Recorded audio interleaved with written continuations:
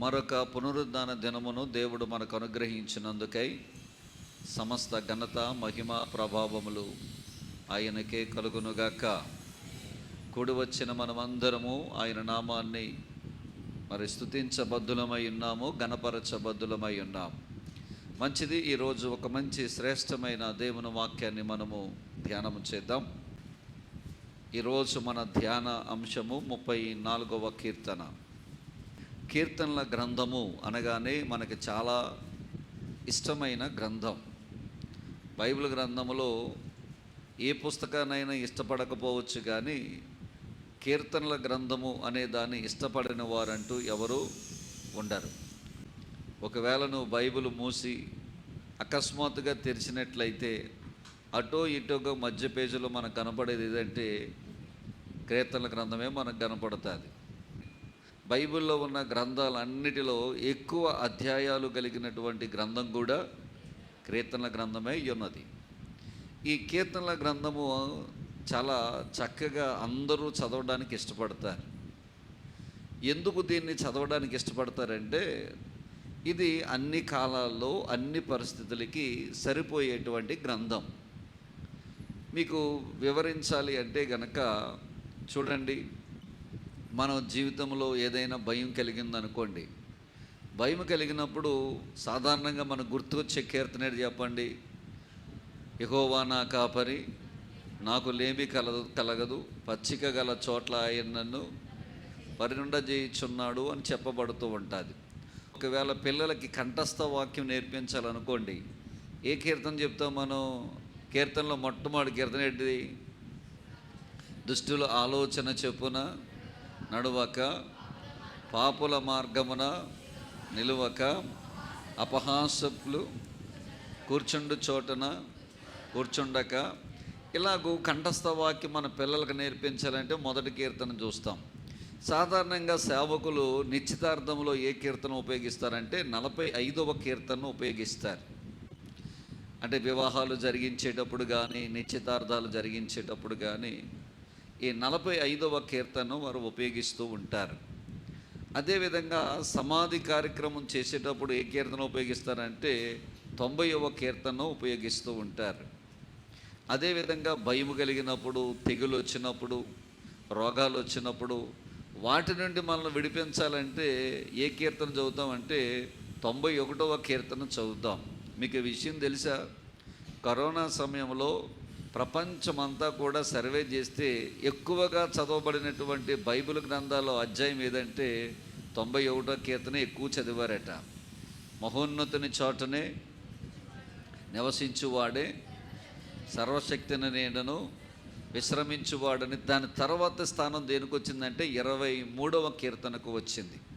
కాబట్టి తెగులు వచ్చినప్పుడు, బాధ వచ్చినప్పుడు, భయం వచ్చినప్పుడు చదవబడినటువంటి కీర్తన 91వ కీర్తన. సహోదరులందరూ ఐక్యత కలిగి ఉండాలి అని అనుకున్నప్పుడు చదివే కీర్తన చెప్పండి, 133వ కీర్తన మనము చదువుతాం. అంటే అన్ని సందర్భాల్లో, అన్ని వేళలా, అన్ని రకాలుగా సరిపోయేటువంటి వచనాలు కానీ, అధ్యాయాలు కానీ, సరిపోయేటువంటి వాక్యాలు ఈ కీర్తనల గ్రంథంలో ఉన్నాయి. అందుకనే ఎక్కువ మంది దేన్ని చదువుతారన్నమాట?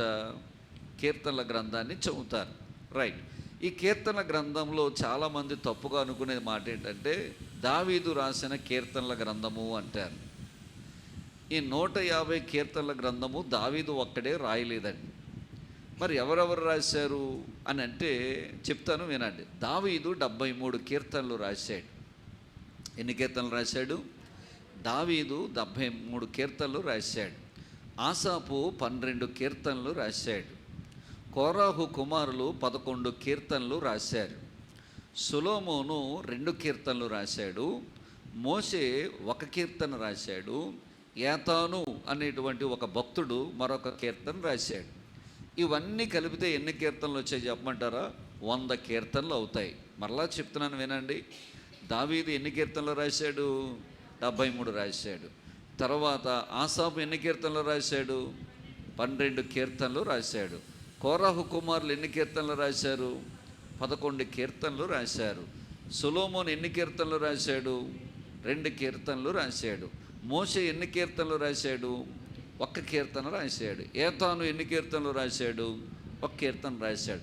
ఇవన్నీ కలుపుకుంటే ఎన్ని కీర్తనలు అయినాయి అంటే 100 కీర్తనలు అయినాయి. మరి మిగతా 50 కీర్తనలు ఎవరు రాశారు అని అంటే వాటి గురించి అన్నోన్ ఆథర్స్ అని చెప్పబడింది. ఎవరో మిగతా భక్తులు రాశారు కానీ వారి పేర్లు మాత్రము ఇందులో లిఖించబడలేదు. కానీ బైబిల్ పండితులు ఒక మంచి సూత్రాన్ని చెప్పారు. ఏదైనా ఒక కీర్తన మీద ఒక భక్తుని పేరు ఉంటే ఆ కింద కీర్తనలో ఏ పేరు లేనటువంటి కీర్తన ఉంటే ఆ పైన రాసిన భక్తుడే కింద కూడా రాశాడు అనడానికి 99% రుజువు అన్నట్లుగా వారు ఒక మంచి సూత్రాన్ని చెప్పారు. ఏది ఏమైనా ఆ 50 కీర్తనలు రాసిన వారు అన్నోన్ ఆదర్శగా చెప్పబడింది. సో మొత్తం ఎన్ని కీర్తనలు అన్నమాట? 150 కీర్తనలు. ఈ 150 కీర్తనలు ఎక్కువ భాగం రాసింది ఎవరన్నమాట? దావీదు. అందుకనే సడన్గా తెలియని వారు ఏమంటారంటే దావీదు కీర్తనలు అంటారు. మంచిది. ఈ దావీదు రాసినటువంటి 73 కీర్తనలో ఒక కీర్తనను ఈరోజు మనం ధ్యానం చేయబోతున్నాం. చాలా అద్భుతమైన కీర్తన, చాలా ఆశీర్వదించబడిన కీర్తన, చాలా విలువైన కీర్తన. ఇందులో నుంచి అమూల్యమైన విలువైన సంగతులను మనం నేర్చుకోబోతూ ఉన్నాం. వినండి, ఈ కీర్తన ఏ సందర్భంలో రాయబడింది, ఎందుకు రాశాడు అని మనం చూస్తే చూడండి. 34వ కీర్తన పైన చిన్న అక్షరాలతో ఉంటే చదవండి ఒకసారి. దావీదు అబీమెలెకు ఎదుట ఎర్రివాని వలె ప్రవర్తించి అతని చేత తోలివేయబడిన తరువాత రచించినటువంటి కీర్తన. ఈ కీర్తన యొక్క నేపథ్యం, మనం ప్రతి దాని యొక్క నేపథ్యము తెలుసుకోకుండా ఆ కీర్తనను మనం ధ్యానము చేయకూడదు. బైబిల్లో సంఘటనలు జరిగినప్పుడు ఆ సంఘటన వెనకాల కొన్ని నేపథ్యాలు ఉంటాయి. ఆ నేపథ్యాలు తెలియకుండా మనం దేన్ని కూడా తెలుసుకోకూడదు. అలాగే ఈ కీర్తన రాయడానికి గల కారణం ఏంటంటే, దావీదు అబీమెలెకు అనేటువంటి రాజు దగ్గరికి వెళ్ళినప్పుడు అక్కడ అతను వెర్రివాని వల్లే ప్రవర్తించినప్పుడు ఆ అబీమెలెకు అతన్ని అక్కడి నుంచి బయటికి పారదోలినట్లుగా మనం చూస్తూ ఉన్నాం. మరి ఈ యొక్క సంఘటన మనకి ఎక్కడ కనపడుద్ది? తీయండి, 1 సమూయేలు గ్రంథం 21వ అధ్యాయం 10వ వచనం చదువుదాం. చదవండి. 1 సమూయేలు గ్రంథము 21వ అధ్యాయం 10వ వచనం. అంతట దావీదు సౌలుకు భయపడినందున ఆ దినముననే లేచి పారిపోయి గాతురాజైన ఆకీషు నొద్దకు వచ్చెను. ఆకీషు సేవకులు, ఈ దావీదు ఆ దేశపు రాజు కాడా అని నాట్యమాడుచు గాన ప్రతిగానములు చేయుచు సౌలు వేల కొలదియు అతమసేచననియు దావీదు 10,000 కొలది అతము చేసెననియు పాడిన పాటలు ఇతను గూర్చినవే కదా అని అతనిని బట్టి రాజుతో మాట్లాడగా, దావీదు ఈ మాటలు తన మనస్సులో నుంచుకొని గాతురాజైన ఆకీషునకు బహు భయపడెను. వినండి, ఇక్కడ అంటే మీకు ఇక్కడ ఒక డౌట్ రావాలి. 34వ కీర్తన పైనేమో అబీమెలెకు అని ఉంది, ఇక్కడ గాతురాజు అయినటువంటి ఆకీషను రాయబడి ఉంది. ఇద్దరు వేరు వేరు రాజులా లేకపోతే ఒక్కరే రాజా అని మనం ఆలోచన చేస్తే, అబీమెలెకు అనేది ఫిలిస్తీన్ల రాజుకి ఇవ్వబడినటువంటి బిరుదు. చూడండి, చరిత్రలో మనం చూసినట్లయితే ఈ రష్యా చక్రవర్తులు ఏమని పిలుస్తారంటే జార్ అని పిలుస్తారు. అలాగే ఇంగ్లాండ్ చక్రవర్తులు ఏమని పిలుస్తారంటే జార్జ్ అని పిలుస్తారు. అలాగే రోమా చక్రవర్తులు ఏమని పిలుస్తారంటే కైసరు లేదా సీజర్ అని పిలుస్తారు. అలాగే ఐగుప్తును పరిపాలించిన చక్రవర్తులు ఏమని పిలుస్తారంటే ఫరోలు అని పిలుస్తారు. అదేవిధంగా ఫిలిస్తీయ దేశాన్ని ఏ రాజు అయితే పరిపాలన చేస్తాడో ఆ రాజుకి ఇవ్వబడినటువంటి బిరుదే ఏమంటే అబీమెలెకు. అబీమెలెకు అనేది కామన్ నేము, వారికి ఇవ్వబడిన బిరుదు. కానీ ఆ గాతును పరిపాలిస్తున్నటువంటి రాజు అసలు పేరు ఏం పేరు అంటే ఆకీషు. సో ఆకీష్ అనే రాజును కూడా వాళ్ళ పూర్వము వాళ్ళకి ఇవ్వబడినటువంటి బిరుదు ఏంటంటే అబీమెలెకు అనే బిరుదు ఇవ్వబడింది. వినండి దేని బిళ్ళరా, ఈ అబీమెలెకు గురించి మనం చూస్తే ఆది కాండంలో మనకు కనపడతాడు, అబ్రహాము కాలంలో కనపడతాడు, ఇస్సాకు కాలంలో కూడా మనకు కనపడతాడు, యాకోబు కాలంలో కూడా మనకు కనపడతారు. ఆ ఫిలిస్తీయ దేశాన్ని పరిపాలిస్తున్నటువంటి ఈ రాజు, ఎవరి రాజు పేరు ఆకీష్. వినండి, ఇప్పుడు దావీదును గురించి వీళ్ళు మాట్లాడుతున్నారు. ఆ దినాల్లో దావీదండి most wanted person for the two people. ఇద్దరు వ్యక్తులకు చాలా మోస్ట్ వాంటెడ్ పర్సన్గా ఉన్నాడు దావీదు. ఒకరు ఎవరంటే సౌలు. దేవుడు దావీదును రాజుగా అభిషేకించాడని, నా రాజ్యానికి పోటీ వస్తాడని, నా తరువాత నా సంతానానికి నా పిల్లలకి రాజ్యం ఉండదు, ఈయన ఎలాగైనా బ్రతకనిస్తే కనుక నాకు నా పిల్లలకి ఈ యొక్క ఆశీర్వాదం ఉండదని చంపాలని ప్రయత్నం చేసేవాడు సౌలు. అందుకే సౌలు ఏం చేసేవాడంటే తన రాజ్యాన్ని, తన అంతఃపురాన్ని వదిలిపెట్టి ఈ దావీదును చంపడానికి అడవులమ్మట, అరణ్యములంట, గుహలంట పరిగెడుతుండేవాడు. ఈ దావీదు చేసిన మొట్టమొదటి పని అంటే గాతువాడైనటువంటి గొలియాతుని చంపాడు. అంటే ఫిలిస్తీ దేశంలో 5 పట్టణాలు ఉన్నాయి. ఆ 5 పట్టణాల్లో ఒక పట్టణం పేరు గాతు పట్టణం. ఈ గాతు పట్టణానికి సంబంధించిన వాడే గొలియాతు. ఈ గొలియాతుని చంపాడు. ఇప్పుడు గాతు పట్టణంలో ఉన్న ఫిలిస్తీన్లందరూ కూడా దావీదు దొరికితే చంపేద్దామని వీళ్ళు చూస్తున్నారు. ఒక పక్క నా రాజ్యానికి థ్రెట్గా తయారయ్యాడు, నేను బ్రతకనిస్తే నా రాజ్యాన్ని నాకు నా బిడ్డలు కూడా చంపేస్తే బాగుండని వీడు తయారయ్యాడు. ఒక పక్కేమో సౌలు తరుముతున్నాడు, ఒక పక్క దొరికితే చంపేద్దామని గాతు ప్రజలు, ఫిలిస్తీ ప్రజలు చూస్తున్నారు. వీళ్ళిద్దరికీ మోస్ట్ వాంటెడ్ పర్సన్ ఎవరంటే దావీదు అయ్యి ఉన్నాడు. ఇప్పుడు దావీదుని సౌలు తరుముతూనే ఉన్నాడు. సౌలు దావీదును తరుముతూనే ఉన్నాడు. తుప్పలంటే వెళ్ళాడు, అరణ్యములంటే వెళ్ళాడు, ఒంటరిగా ఉన్నాడు, గుహల్లో ఉన్నాడు. ఇక ఎందుకు వచ్చిన బతుకున ఈడి దగ్గర ఉండకంటే శత్రు దేశానికి వెళ్ళిపోతే బెటర్ అని చెప్పి ఇక ధైర్యం చేసి దావీదు ఏం చేశాడంటే గాతు పట్టణమైన ఆకీషు దగ్గరికి వెళ్ళిపోయాడు. అక్కడికి వెళ్ళిన తర్వాత దావీదుని వీళ్ళందరూ చూశారు. ఆహా, దొరికాడు వీడు మనకి, మన గొలియాతుని చంపిన వాడు వీడే కదా, వీడి గురించి ఇశ్రాయేలు కన్యకులు పాటలు పాడారు కదా, ఈ నెలగైనా చంపేద్దామని నిన్ను పట్టుకుని ఎక్కడ తీసుకెళ్లారంటే ఆకీషు రాజు దగ్గర తీసుకెళ్లారు. ఆకీషు రాజు దగ్గరికి ఎప్పుడైతే తీసుకువెళ్ళాడో ఈ చెప్పుకున్న మాటలన్నీ విన్నటువంటి దావీదు హృదయంలో భయం పుట్టుకుందంట. ఖచ్చితంగా వీళ్ళు నన్ను ఏం చేస్తారు, చంపేస్తారు. ఎలా తప్పించుకోవాలి ప్రభువా, ఎలాగ విడిపించుకోవాలి ప్రభువా అని ఆలోచన చేసినప్పుడు దేవుడు అతనికి ఒక మంచి ఆలోచన ఇచ్చాడు. ఆ ఆలోచన బట్టి దావీదు ఇప్పుడంట వెర్రివాని వలె ప్రవర్తించడం ప్రారంభించాడట. ఎలాగో ప్రవర్తించడం ప్రారంభించాడు, వెర్రివాని వలె ప్రవర్తించడం ప్రారంభించాడు. పిచ్చి చూపులు చూడడం, గోడ మీద తలుపుల మీద గీతలు గీయడం, కావాలని తన సొల్లును గడ్డం మీద అలాగ కార్చుకున్నట్టు అతని మాటలు, అతని చూపులు వెర్రివాని వలె కనపడుతూ ఉండగా ఆకీషు రాజు దావీదుని చూశాడు. ఇదేంటి వెర్రివాడిని, పిచ్చివాడిని నా దగ్గర పట్టుకొచ్చారు. రాజులు సాధారణంగా అంగహీనులతోటి, బలహీనులతోటి, మతిహీనులు అంటే వెర్రివారితోటి వాళ్ళు యుద్ధము చేయరు, వారిని చంపరు. అలా చంపకూడదు, అది ధర్మయుద్ధం. అందుకనే ఆకీషు రాజు అంటే ఇదేంటి, మతిహీనుని తీసుకొచ్చి నా దగ్గర పెట్టారు, బుద్ధిహీనుని తీసుకొచ్చి నా దగ్గర పెట్టాడు, వెర్రివాడిని తీసుకొచ్చి నా దగ్గర పెట్టాడు, సొల్లు కార్చుకునే వాడిని తీసుకొచ్చి నా దగ్గర పెట్టారు, అర్జెంటుగా వీడిని ఎక్కడి నుంచి బయటికి పంపించేయండి అని ఆకీషు రాజు దావీదును అక్కడి నుంచి పొమ్మని చెప్పాడు. ఎప్పుడైతే బయటికి పంపించాడో అక్కడ నుంచి తప్పించుకుని పారిపోయి అదుల్లా గుహములోనికి వచ్చిన తరువాత అప్పుడింకా తన వస్త్రాలు తీయలేదు, తన సొల్లు ఇంకా ఆరలేదు, తన పిచ్చి చేష్టలు ఇంకా మారిపోలేదు. అలాంటి సందర్భములో దేవుని యొక్క చేసిన మేలును తలంచుకుంటూ రాసిన కీర్తనే 34వ కీర్తన. ఈ 34వ కీర్తన ఆ సందర్భంలో రాయబడిన కీర్తనలో మొదటి నుంచి కనుక మనము 22 వచనాలు ఉంటాయి. చూడండి ఒకసారి ఎన్ని వచనాలు ఉన్నాయి, 22 వచనాలు ఉన్నాయి.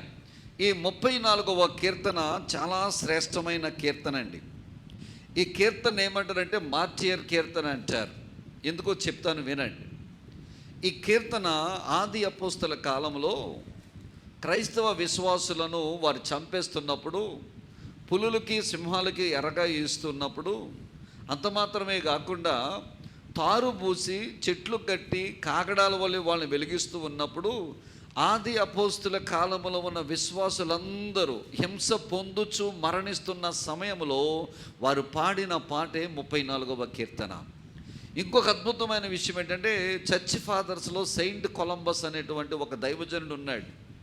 ఆ దైవజనుడు చంపేస్తూ ఉండగా, హతసాక్షిగా ఆయన చంపేస్తూ ఉండగా, ఆయన చనిపోతుండగా పాడిన పాటే ఈ 34వ కీర్తన.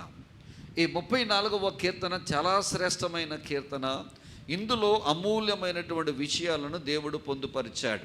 ఈ అమూల్యమైన విషయాలను ఉదయకాలంలో మనం ధ్యానము చేద్దాం. దేవుని బిడ్డలారా, తీయండి బైబిల్ గ్రంథంలో ఈ 1 నుంచి 22 వచనాలు గనక మనం చదివితే, ఇందులో దేవుని యందు విశ్వాసము కలిగిన వ్యక్తిని, దేవుడంటే ప్రేమ కలిగిన వ్యక్తిని 3 రకాలుగా దేవుడు వర్ణించాడు.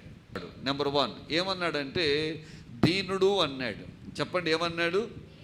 దీనుడు. రెండవదిగా యెహోవా యందు భయభక్తులు గలవాడు. మూడవదిగా నీతిమంతులు అన్నాడు. ఈ 3 ఫ్యాన్కు 3 రెక్కలు లాంటివి. ఈ 3 రెక్కలు లేకపోతే ఫ్యాన్ ఎలాగూ తిరగదో, ఒక విశ్వాసి జీవితంలో ఈ 3 లేకపోతే కనుక మన జీవితంలో ఒక నమ్మకమైన విశ్వాసిగా మనం ఉండలేం.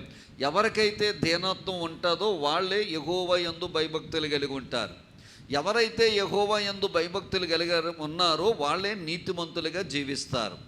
లేదండి 2 రెక్కలు మాకు అవసరం లేదు, దీనత్వం ఉంటే సరిపోద్దండి, 2 మాకు అవసరం లేదన్నారు అనుకోండి, దేవుని యందు భయభక్తులు అవసరం లేదు, నీతిగా బతికి అవసరం లేదన్నాం అనుకోండి, మనం వేషధారణ చేస్తున్నట్టు లెక్క, మనము దేవుని యందు మోసం చేస్తున్నట్టు లెక్క.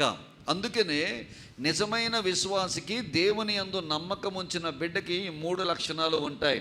దీనత్వం ఉంటుంది, ఎట్ ద సేమ్ టైం యెహోవా యందు భయభక్తులు కలిగి ఉంటుంది. మూడవదిగా ఏమంటారు చెప్పండి, నీతిమంతులుగా ఉంటారు. ఈ 3 లక్షణాలు దృష్టిలో పెట్టుకుని ఎవరైతే నీతిమంతులుగా ఉంటారో, ఎవరైతే యెహోవా యందు భయభక్తులు కలిగి ఉంటారో, ఎవరైతే దీనత్వం కలిగి ఉంటారో, వీళ్ళు ఒక పని చేస్తారండి. వీళ్ళు ఒక అద్భుతమైన పని చేస్తారు. ఏమిటా పని చెప్తాను. ఆ పని చేసిన తర్వాత వీళ్ళ కొరకు దేవుడు ఒక 5 కార్యాలు చేస్తాడు. వినండి జాగ్రత్తగా.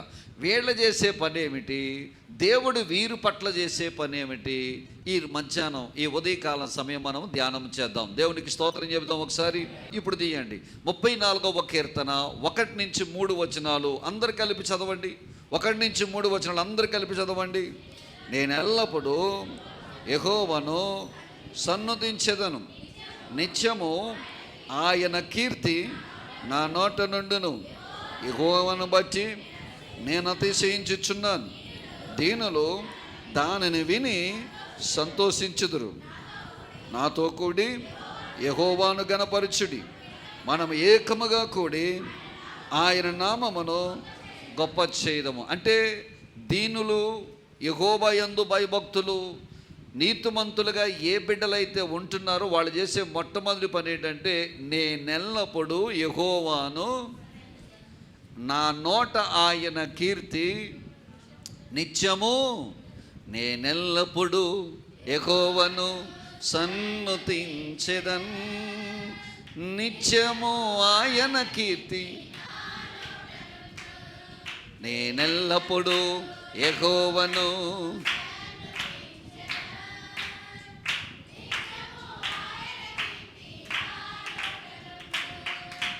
అంతా నా ఆరాధన, అంతా నా మంచికే,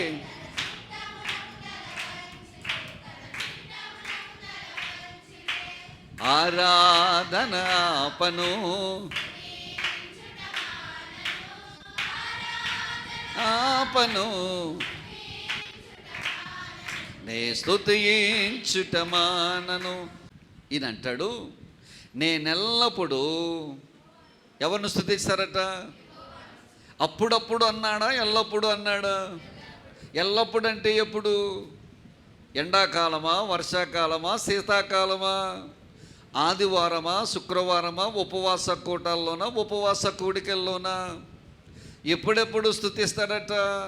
ఎల్లప్పుడూను అంటే మంచి జరిగినప్పుడే స్తుతిస్తాడా? ఆనందం వచ్చినప్పుడే స్తుతిస్తాడా? పరీక్షలో పాస్ అయినప్పుడే స్తుతిస్తాడా? లేకపోతే నీకేమన్నా డబ్బులు వస్తేనే స్తుతిస్తాడా? ఎప్పుడు స్తుతిస్తాడట? అంటే దేవుని యందు దీనత్వం కలిగిన వారు, భయభక్తులు కలిగిన వారు, నీతిగా బతికేవారు చేసే పనేడు చెప్పమంటారా? మేలు జరిగినా కీడు జరిగినా, అపాయం జరిగినా అపార్థం జరిగినా, లేకపోతే ప్రమోషన్ వచ్చినా ప్రమాదం జరిగినా, ఎన్ని సమయాలైనా ఎలాంటి సమయాల్లోనైనా దేవుని బిడ్డలారా వీళ్ళట దేవుణ్ణంటే ఎప్పుడూ స్తుతిస్తారంట. వాళ్ళ నోట దేవుని కీర్తి ఉంటుందట. అంటే వీరిని వ్యక్తులు ప్రభావితం చేయలేరు, పరిస్థితులు ప్రభావం చేయలేరు, మనుషులు ప్రభావితం చేయలేరు, దగ్గర వారు ప్రభావితం చేయలేరు, ప్రేమించిన వారు ప్రభావితం చేయలేరు. వీళ్ళెవ్వరిని ప్రభావితం చేయలేరు. వీళ్ళ ప్రభావితం చేసేది ఎవరంటే వీళ్ళ నీతిమంతులు కాబట్టి, దేవుని యందు భయభక్తులు గలవారు కాబట్టి, దేవుడంటే దీనత్వం కలిగిన వారు కాబట్టి వీళ్ళు ఎప్పుడు దేవుని ప్రభావము చేత ఆయన ఎల్లప్పుడూ ఆయన్ని స్తుతిస్తూ ఉంటారట. తెస్సలోనికి రాసిన మొదటి పత్రిక 5వ అధ్యాయం 16-18 వచనాలు. ప్రతి విషయమందును ఏం చెల్లించాలటండి? కృతజ్ఞతాస్తుతులు మనం ఏం చేయాలట? అంటే ప్రతి విషయంలోనంటే మనకు జరిగిన కష్టములో కానీ, మనకు జరిగిన నష్టములో కానీ, మనకు జరిగిన బాధలో కానీ, అనారోగ్యంలో కానీ, వ్యధలో కానీ, ఏ విషయంలోనైనా, ఎలాంటి విషయంలోనైనా, మనకు అపాయం అనుకున్న సమయంలో కానీ, మనకి నష్టము చేశారన్న సమయంలో కానీ, సమస్త విషయాల్లో మనం ఎవరికి కృతజ్ఞతాస్తుతులు చెల్లించాలట? దేవునికి కృతజ్ఞతాస్తుతులు చెల్లించబద్ధులమై ఉన్నాము. అందరూ చెల్లించలేరండి. ఇది అందరికీ చేతనయ్యే మాట కాదండి, అందరి చేసే పని కాదండి. మరి ఎవరు చేస్తారంట? దేవుని సన్నిధిలో దేవుని పట్ల ఎవరైతే దీనత్వం కలిగి ఉంటారో, ఎవరైతే భయభక్తులు కలిగి ఉంటారో, ఎవరైతే నీతిమంతులుగా ఉంటారో వారు మాత్రమే చేయగల పని. కొరింథీ రాసిన మొదటి పత్రిక 1వ అధ్యాయం 4-5 వచనాలు. క్రీస్తు యేసునందు మీకు అనుగ్రహింపబడిన దేవుని కృపను చూచి మీ విషయమై నా దేవునికి నేనెల్లప్పుడూ కృతజ్ఞతాస్తుతులు చెల్లిస్తున్నాను అంటున్నాడు పౌలు. దేవునికి స్తోత్రం కలుగును గాక. అనుభవములో నుంచి పుట్టిన పాట కంట ఆదరణ ఎక్కువ అంట. జీవితంలో నుంచి పుట్టిన పాట కంట విలువ ఎక్కువ అట. మళ్ళీ చెప్తున్నాను, అనుభవంలో నుంచి పుట్టిన పాటకు ఆదరణ ఎక్కువ, జీవితంలో నుంచి పుట్టిన పాటకు విలువ ఎక్కువ. అందుకే కొన్ని పాటలు చూడండి, మీ అందరూ తెలుసా?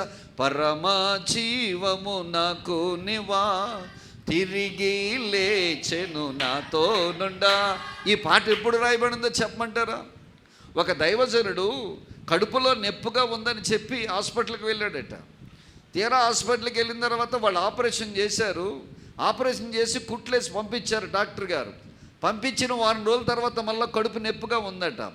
కడుపు ఎందుకు నొప్పిగా ఉంది అని ఆలోచన చేసినప్పుడు మరలా డాక్టర్ గారి దగ్గరికి వెళ్తే డాక్టర్ గారు స్కాన్ తీస్తే కడుపులో ఏదో ఉందండి అని చెప్పినప్పుడు కడుపులో డాక్టర్లు ఏం వదిలేశారంటే దారం వదిలేశారట.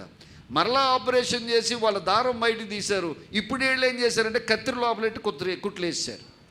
మరలా ఇంటికి వచ్చాడు. మరలా కొన్ని వారం అయిన తర్వాత మరలా విపరీతమైన నొప్పి వస్తే మరలా నొప్పి వచ్చిందని డాక్టర్ దగ్గరికి వెళ్తే తీరా స్కానింగ్ చేస్తే ఆ స్కానింగ్లో ఏం కనపడింది?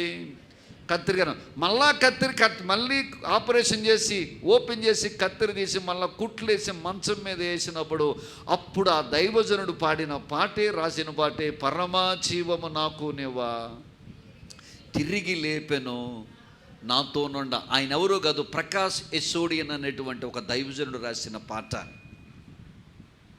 బిడ్డలారా, ఒక దైవజనుడి ఇంటికట ఆయన సువార్తగాను బయటికి వెళితే ఒక దొంగల మూట లారీ వేసుకుని వచ్చి ఆ ఇంటి ఓనర్ గారి దగ్గర తాళాలు అడిగి, అయ్యా ఆయన ఇల్లు మారుతున్నాడు, ఆ ఇల్లుకు సామాన్లు వేసుకురమ్మన్నాడు మమ్మల్ని అని చెప్పి లారీ పంపించారని చెప్పి ఇంటి ఓనర్ దగ్గర తాళాలు తీసుకుని ఇల్లంతా దోచుకుని పోతే ఆ సేవ చూసుకుని సేవకుడు ఇంటికి తిరిగి రాక కుర్చీలో కూర్చుని ఆ ఇంటి ఓనర్లు అందరిని అడిగాడు, ఏమయ్యా నా ఇంట్లో సామాన్లు ఏమంటే, మీరే కదండి లారీ పంపించారు, సామాన్లన్నీ వేసుకురమ్మని పంపించారు కదా, మేమే తాళాలు ఇచ్చామంటే మొత్తం దోచుకుపోయిన ఆ స్థితిలో నుండి ఆ దైవజనుడు ఆ కుర్చీ మీద కోలబడి ఏడుస్తూ రాసిన పాట కరుణించవా ప్రభువా, నన్ను క్షమించి తిరిగి మరలా నాకు దయచేయవు అన్న పాట రాశాడట. ఆయన ఎవరో కాదు, భక్త్ సింగ్ వారి యొక్క వెనకాల తిరిగిన జాన్ గారు అనేటువంటి దైవజనుడు. మరొక దైవజనుడికి 2 కుమారులు ఉన్నారు. ఇద్దరు కుమారులు చక్కగా సేవకి వెళ్తున్నటువంటి సమయంలో ఒక కుమారుడు రోడ్డు మీదకి వెళ్తే చెట్టు అంత ఎదిగిన కుమారుడిని కారు గుద్ది చనిపోయాడు. కారు గుద్ది చనిపోయిన తర్వాత ఇంటికి తీసుకొచ్చి దేవుడు ప్రశ్నిస్తున్నాడు, నేను నీ సేవ చేస్తున్నాను కదా, నాకున్నటువంటి 2 కుమారులు, ఒక కుమారుడు నువ్వు ఎందుకు తీసుకున్నావు, ఎందుకు ఈ పని చేస్తావు, నీ సేవకుడిని కదా, నీ సేవ చేస్తున్నాను కదా, తిండున్నా లేకపోతే నీ పరిచర్య చేస్తున్నాను కదా, ఎందుకు నాకు ఎలాంటి బాధ కలిగించావు అని దేవుడు అడిగితే, దేవుడు ఆ దైవజనుడితో మాట్లాడి, నీకు 2 కొడుకుల్లో ఒక కొడుకుని తీసుకున్నాను, నువ్వు బాధపడుతున్నావే, నాకు ఏకైక కుమారుడు జనతైక కుమారుడైన నా కుమారుని లోకములో ఉన్న వాళ్ళందరి పాపము నిమిత్తమై కలువరి శిలువ మీద నేను చంపడానికి నా కొడుకుని ఇచ్చాను, మరి నేనెంత బాధపడాలన్నప్పుడు ఆ మాట ఎప్పుడైతే దేవుడు అతనితో మాట్లాడాడు, అతను ఒక పాట రాశాడు, God is good all the time, God is good all the time. అన్ని సమయాలలో సందర్భాలలో నా దేవుడు మంచివాడు అన్న పాట రాశాడట దైవజనుడు. అంటే మేలు జరిగినప్పుడే కాదు, దేవుని బిడ్డలమని పిలుచుకున్న నీవు నేను దేవుని నీతిమంతుల జాబితాలో, భయభక్తులు కలిగిన జాబితాలో, దీనత్వం కలిగిన జాబితాలో నీవు నేను ఉంటే నీకు మేలు జరిగితే పొంగిపోయి, కష్టం జరిగితే దేవుణ్ణి తిట్టుకోవడం కాదు, లేదా అవసరత తీరినప్పుడు దేవుడు గొప్పోడని, అపాయం వచ్చినప్పుడు దేవుడు చెడ్డోడని మన నోటికి వచ్చినట్టు మాట్లాడడం కాదట. నీవు నేను దేవనత్వం కలిగి ఉంటే, నీవు నేను కూడా భయభక్తులు కలిగి ఉంటే, నీవు నేను కూడా దేవుని నీతిగా మనం బతితే గనక ఆయన అంటున్నాడు నేను ఎల్లప్పుడూ యెహోవాను సన్నుతించెదను, నా నోట నిత్యము ఆయన కీర్తి ఉంచెదను అంటున్నాడు. చిన్నప్పుడు సండే స్కూల్లో ఒక మంచి స్టోరీ చెప్పేవారు, మీకు గుర్తుందో లేదో. స్కాట్లాండ్లో ఒక రాజు ఉండేవాడు. రాజుగారికి పెద్ద అదంతా క్రైస్తవ దేశమే కానీ రాజుగారికి అంత దేవుడి మీద భక్తి ఉండదు. కానీ ఒకరోజు వేటకి వెళ్ళాలని ఆశపడ్డాడట. ఎలాగో నేను వేటకి వెళ్తున్నాను కదా, మంత్రి గారిని పిలిచాడంట. మంత్రి వేటకు వస్తావా అన్నాడట. ప్రైజ్ ద లార్డ్, వస్తాను అన్నాడట. అయితే పద అన్నాడట. ప్రైజ్ ద లార్డ్ అన్నాడట. ప్రతిదానికి మంత్రి గారు ఏం చెప్తాం మొదలెట్టాడు అనండి ఒకసారి, కొద్ది గట్టిగానండి, ఇంకో గట్టిగానండి అన్నాడంట. ఈ రాజుగారి కోపం వస్తుంది, ఇదే ప్రతిదానికి ప్రైజ్ లాట్ అంటున్నాడు, ఇటు బుద్ధులైనాడు. పోన్లే నాకు తోడుగా ఉంటాడుగా, మంత్రి కదా ఆలోచనలు ఎత్తాడని తీసుకెళ్ళాట. సరే అడవిలోకి వెళ్ళిన తర్వాత వీళ్ళకి ఒక దుప్పు కనపడిందంట. దుప్పుని కొడదామని చెప్పి రాజుగారు ఏం చేశాడంటే బాణం బయట తీసాడంట. సరిగ్గా తీయడం చేతగాక ఏలు కట్ అయిపోయిందంట. ఏలు కట్ అయిపోతే దాన్ని వెంక చూసాడంట మంత్రి గారు. కట్ అయిపోయిన వేలు చూసినట్టు ప్రైజ్ ద లార్డ్ అన్నాడట. ఎవరికైనా దెబ్బ తగిలి మనం ప్రైజ్ లార్డ్ అంటే అలా ఎలా ఉంటుంది, వాళ్ళకి ఒళ్ళు మండిపోద్దు. బీపీ ఉన్న వాళ్ళకైతే అన్నీ రేజ్ అయిపోద్ది కదా. ఏంటి ఇంత బాధలో అంటే ఇటు ఏమంటున్నాడు, ప్రైజ్ లార్డ్ అన్నాడు, ఇటు దరిద్రుడు అని చెప్పి కోపం రాదు. ఒరే నా వేలు తగిలి ప్రైజ్ లార్డ్, నా వేలు తగిలిన రక్తం గారి తెగిపోయి నేను బాధపడుతుంటే ప్రైజ్ లార్డ్ అన్న. ఒరే సైనికుల రండి గోతులో పడేయండి అన్నాడట. గోతులోకి వెళ్ళి అన్నాడు, ప్రైజ్ లార్డ్ అన్నాడట. ఈ మంత్రి గారు ఏమన్నాడు, గోతులోకి వెళ్ళి కూడా ఏమన్నాడు, ప్రైజ్ లార్డ్ అన్నాడు. సరే వీళ్ళు వేటకు ముందుకు వెళ్ళారంటే ఈ లోపల గిరిజనులు ఆ ట్రైబల్స్ అందరూ వచ్చి రాజుగారిని పట్టుకున్నాడట. ఈ పట్టుకున్న సందర్భంలో రాజుగారండి ఆ దేవతకు బలిస్తారట ఒక్కొక్క మనిషిని. రాజుగారేమో యవనస్తుడేమో అందంగా ఉన్నాడేమో ఈయన బలిద్దామని తీసుకెళ్ళి కట్టేశారట. కట్టిన తర్వాత అందులో ప్రధాన పూజారి, ట్రైబల్ ప్రధాన పూజారి వచ్చి బలి ఇచ్చేవాడికి ఏ వంక ఏది ఉండకూడదట. అప్పుడు కింద నుంచి పైదాకా అంటే పాదము నుంచి శిరస్సు వరకు వాళ్ళు చెక్ చేస్తుంటే ఏలు కట్ అయిపోయినట్టు కనపడిందట. ఈ కట్ అయిపోయినట్టు కనపడినటువంటి ఈ ఏళ్ళను చూసి అబ్బాయి వీడు పనికిరాడని చెప్పి పక్కనున్న ఒక సైన్యాధిపతిని తీసుకొచ్చి బలిచ్చేశారట. బలిచ్చేసిన తర్వాత ఈ రాజుగారిని వదిలిపెట్టారు. రాజు అన్న సంగతి తెలిసింది, వదిలిపెట్టారు. బయటకు వచ్చారు. బయటకు వచ్చిన తర్వాత గోతులో ఉన్నటువంటి మంత్రిని పైకి లేమని తీసుకురండి రా అన్నాడట. తీసుకొచ్చాడట. తీసుకొచ్చిన తర్వాత మంత్రి నువ్వు ప్రతిదానికి ప్రైజ్ లార్డ్ అనడం చాలా మంచిదయ్యింది. నువ్వే గనక నా ఏలే గనక పోతే కనుక నన్ను వాళ్ళు ఏం చేసేవారు, తినేసేవారు. చాలా మంచి పని చేసావు, నీ నీ విశ్వాసం గొప్పదన్నట. మళ్ళీ అన్నట ప్రైజ్ లాడు అన్నాడట. మరి నువ్వెందుకు మళ్ళీ ప్రైజ్ లాడు? అంతే కదా రాజు గారు, నీ ఏలు బాగోలేదని చెప్పి నేను వదిలిపెట్టారు. అదే రోజు నీ పక్కన ఉంటే నన్నే చేసేవారు. నన్ను వేయకుండా దేవుడు నీ ద్వారా నన్ను ఎక్కడ పంపించాడు? గోతులో నేను గోతులో ఉండడం వల్ల క్షేమంగా ఉన్నాను, నువ్వు చెయ్యి దిగడం వల్ల క్షేమంగా ఉన్నావు. అందుకే ఇద్దరం కలిపి దేవునికి స్తోత్రం చెప్దామన్నట. Praise the lord. కుడి చేయి పైకి చెప్పండి, ప్రైజ్ ద లార్డ్. దేవునికి స్తోత్రం. అంటే ఏం జరిగినా మనం దేవుని సన్నిధిలో ఏం చెప్పాలి? నిజమైన బిడ్డలు ఏం చెప్తారు? భక్తులు ఏం చెప్తారు? నీతిమంతులు ఏం చెప్తారు? ఇతను అంటాడు, నేను ఎల్లప్పుడూ యెహోవాను సన్నుతించెదను, నిత్యము ఆయన కీర్తి నా నోట ఉండును. వినండి, ఇదే మాటను కొత్త నిబంధనలో దేవుని బిడ్డారు పౌలు భక్తుడు చెప్తాడు. రోమీయులకు రాసిన పత్రిక 8వ అధ్యాయము 28వ వచనం తీయండి. రోమీయులకు రాసిన పత్రిక 8వ అధ్యాయం 28వ వచనం తీయండి. దేవుడు ప్రేమించు వారికి అనగా ఆయన సంకల్పము చొప్పున పిలువబడిన వారందరికీ మేలు కలుగుటకై సమస్తమును సమకూడి జరుగుచున్నవని ఎరుగుదుము. దేవునికి స్తోత్రం. కింద ఫుట్నోట్లో చూడండి, దేవుడు మేలు కలుగుటకై దేవుడే సమస్తమును మన పక్షంగా సమకూర్చి జరిగిస్తున్నాడట. దేవునికి స్తోత్రం కలుగునుగాక. అంటే బిడ్డలారా, మీకు ఒకటి అర్థం కావట్లేదు. నీ జీవితంలో ఏది జరిగినా నువ్వు దేవుని బిడ్డవైతే, యెహోవా యందు భయభక్తులు కలిగి ఉంటే, నీతిగా బ్రతికితే, ఏది జరిగినా నీ మేలు కొరకే దేవుడు దాన్ని మార్చేస్తాడు. దేవునికి స్తోత్రం కలుగునుగాక. హల్లెలూయా. తాత్కాలికంగా మనం బాధపడవచ్చు గాక, తాత్కాలికంగా మనం వేదన పొందొచ్చు గాక, తాత్కాలికంగా ఇది ఎంతో దుఃఖము కలిగించవచ్చు గాక, కానీ నువ్వు యేసయ్య నందు విశ్వాసం ఉంచితే, దీనత్వం కలిగి ఉంటే, భయభక్తులు కలిగి ఉంటే, నీతిగా బతికితే గనక నీకు దేవుడు సమస్తాన్ని సమకూర్చి ఆయనే మనకు జరిగిస్తాడట. వీరు ఎప్పుడు తమ నోట నుండి ఈ కీర్తనను బయటికి పోనివ్వరట. యేసయ్యకు మహిమ కలుగునుగాక. అందుకనే బాధపడకు, అందుకే దిగులు చెందకు, కష్టం వచ్చిందని ఏడవకు, ఏదో పొగిడారని చెప్పి పొంగిపోకు. కష్టం వచ్చినా, బాధ వచ్చినా, వ్యాధి వచ్చినా, రోగం వచ్చినా, మేలు జరిగినా, కష్టం జరిగినా, అపార్థం జరిగినా, ఆదాయం వచ్చినా, ఏది జరిగినా, ఏ విషయంలోనైనా, ఏ సందర్భంలోనైనా మనం ఎవరికి స్తుతి చెల్లించాలి? వీళ్ళు చెల్లిస్తారట. ఇలాగూ చెల్లించేవారు ఎవరు వీరని చెప్పాను? దీనత్వం కలిగిన వారు. రెండవదిగా యెహోవా యందు భయభక్తులు కలిగిన వారు. మూడవదిగా నీతిమంతులు. వీళ్ళకి దేవుడు ఒక 5 కార్యాలు చేస్తాడు. చూద్దాం ఈ 5 కార్యాలు త్వరగా చెప్పి నేను ముగిస్తాను. నెంబర్ 1 తీద్దామా? 4వ వచనం తీయండి.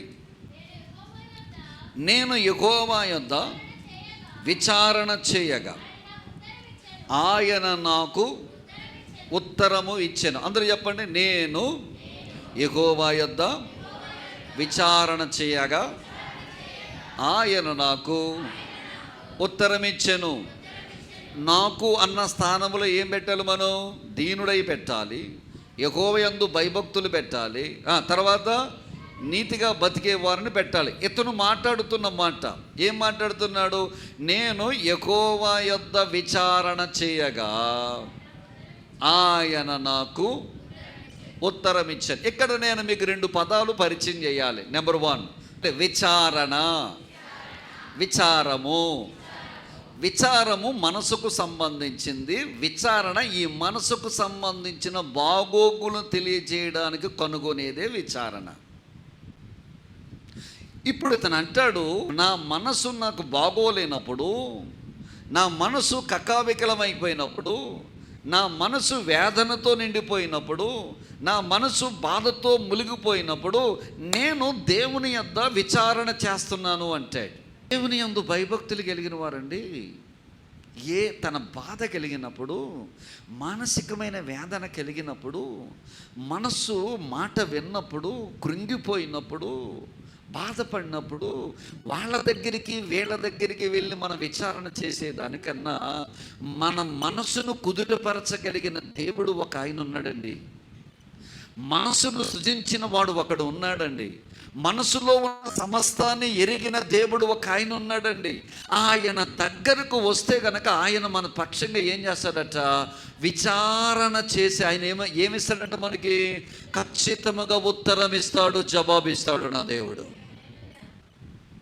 హల్లెలూయా, హల్లెలూయా. దావీదండి తీయండి, 1 సమూయేలు గ్రంథం 30వ అధ్యాయం 8వ వచనం తీయండి. 1 సమూయేలు గ్రంథము 30వ అధ్యాయం 8వ వచనం తీయండి ఒకసారి. నేను తడివిన ఎడల తన్ను కలుసుకొందునని యెహోవా యొద్ద దావీదు విచారణ చేయగా, యెహోవా తరుముము, నిశ్చయముగా నీవు వారిని కలుసుకొని తప్పక నీ వారినందరినీ దక్కించుకొందు అని సెలవిచ్చాను. వినండి, దావీదు తర్వాత ఫిలిస్తీయ దేశంలోకి వెళ్ళినప్పుడు సిక్లగు అనేటువంటి ప్రాంతాన్ని ఫిలిస్తీయ రాజు దావీదుకి ఇచ్చాడు. అందులో 500 కుటుంబాలు నివాసం చేస్తున్నాయి. ఈ 500 కుటుంబాలు నివాసం చేస్తున్నప్పుడు ఈ 500 కుటుంబాలు దావీదు నాయకుడిగా ఉండి ఫిలిస్తీయ దేశానికి రాజుకు యుద్ధాలు చేయడం మొదలుపెట్టారు. సరే, దావీదు ఫిలిస్తీన్ల రాజు దగ్గరికి వెళ్ళాడు. ఇశ్రాయేలుతో యుద్ధం నేను చేస్తున్నాను, నువ్వు వస్తున్నావు అంటే, దావీదు నేను వస్తానని అంటే, ఆ 5 సర్దారులు అన్నారు, వీడు ఆ దేశం వాడే కదా, తీరా యుద్ధం మొదలెట్టిన తర్వాత వీడి మనసు మారితే మనల్ని చంపుతాడు, ఎందుకైనా మంచిది వీడిని రానియొద్దు, వెనక పంపించేయమంటారు ఈ ఫిలిస్తీయ 5 సర్దారులు. ఈ ఫిలిస్తీ రాజు ఆకీషుకి మనోడు అంటే చాలా ఇష్టం. కానీ ఎందుకనో వీళ్ళ మాట విని వెనక పంపించేస్తాడు. ఇతను ఫిలిస్తీయ దేశం నుంచి సిక్లగు ప్రాంతం వచ్చే సమయంలో అమాలేకీలనే వారు వచ్చి సిక్లగు ప్రాంతంలో ఉన్న 500 మంది పిల్లల్ని, వాళ్ళ భార్యలను పట్టుకుని చెరగా తీసుకుపోతారు. అక్కడికి వచ్చిన తర్వాత భార్యలు పోయారు, పిల్లలు పోయారు. ఆ చుట్టుపక్కల యుద్ధ వీరులు అందరూ అన్నారు, దావీదా నీ వల్లే నా పిల్లలు, నా భార్యలు అందరూ కూడా చెరగెళ్ళిపోయారు, దావీదుని చంపేద్దాం, రాళ్ళు ఇచ్చి కొట్టేద్దామని ఊళ్ళో వాళ్ళు అందరూ అంటారు. ఒక పక్కేమో భార్య పిల్లలు పోయారు, ఒక పక్కన కూడతో ఉన్న వీళ్ళే రాళ్ళు ఇచ్చి కొట్టేద్దామన్నారు. ఈ టైంలో మానసిక వేదనతో ఉన్న దావీదు ఏం చేశాడో చెప్పమంటారా? కృంగిపోలేదు, కుసించిపోలేదు, దేవుని దగ్గర విచారణ చేశాడటండి. దేవుని దగ్గర విచారణ చేశాడట. బిడ్డలారా, ఈ రోజు నీకు చెప్పేది ఏంటంటే, మానసికంగా కుంగిపోయే నీకు చెప్తున్న మాట ఏంటంటే, వాడి దగ్గరికి వెళ్ళి మాట్లాడి, వీడి దగ్గరికి వెళ్ళి మాట్లాడి, వాళ్ళ దగ్గరతో ఇలా మాట్లాడి, వీళ్ళతో మాట్లాడి, లేనిపోని ఉన్నవి లేనిపోని కల్పించుకుని నువ్వు చెప్పేదానికన్నా నీ దేవుని దగ్గర నువ్వు విచారణ చేయగలిగితే నీకు దేవుడు జవాబిస్తాడు, ఉత్తరం ఇస్తాడు. ఆయనని ఖచ్చితంగా జవాబిచ్చే దేవుడు అయి ఉన్నాడు. దావీదుకు జవాబిచ్చిన దేవుడు మనకు కూడా జవాబిస్తాడు. దేవుని బిడ్డలారా, కొత్త నిబంధన గ్రంథంలోకి వస్తే నా ప్రభువారు అన్నాడు, పేతురు అంటాడు, తీయండి పేతురు రాసిన మొదటి పత్రిక 5వ అధ్యాయం 7వ వచనం చదవండి. ఆయన మిమ్మును గూర్చి చింతించుచున్నాడు గనుక మీ చింత యావత్తు. ఆమేన్, దేవునికి స్తోత్రం చెప్పండి. ఎవరు మన గురించి చింతించేది? తల్లి కుండునా,